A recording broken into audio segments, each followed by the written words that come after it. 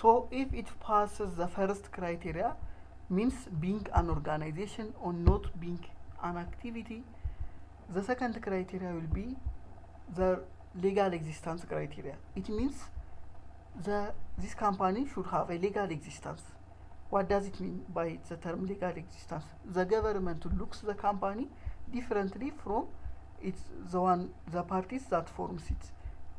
So if the government sees this company separately from X and Y, it means he should settle his liability on its own.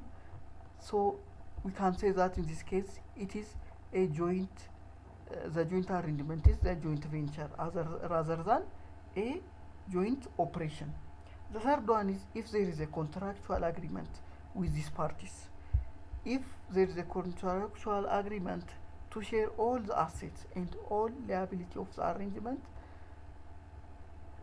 of the business, a joint a business, it is still a joint operation even if it has a legal existence or separation of parties from the business in the legal or in the government perspective.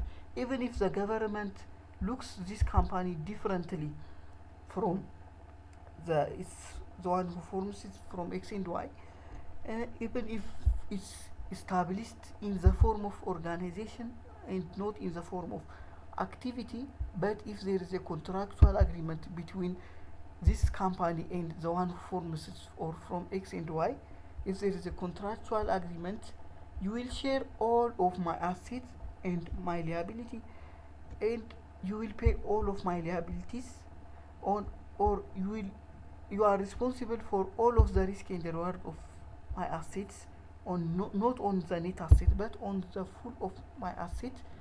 If this company has a contractual agreement with X and Y that says this, we can say that with this contractual agreement it is a joint operation as long as they share all the risk and the reward of the asset and not on the net asset. And if the liability will be settled with X using with by X and Y, we can say that this is a joint operation, not a joint venture. So the contractual agreement between them is very important. So by looking, the fourth one is by looking different factors.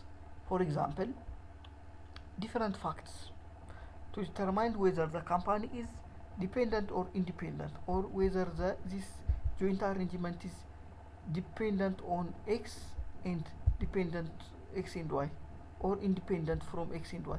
By default, if it's independent, there is a higher chance of settles its liability on its own, and there is a higher chance of being joint venture, joint operation. I mean, but if it is dependent on X and Y, it means the liability will be settled by them.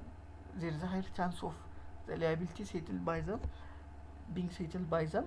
So there is a higher chance of being, the arrangement has a higher chance of being a joint venture.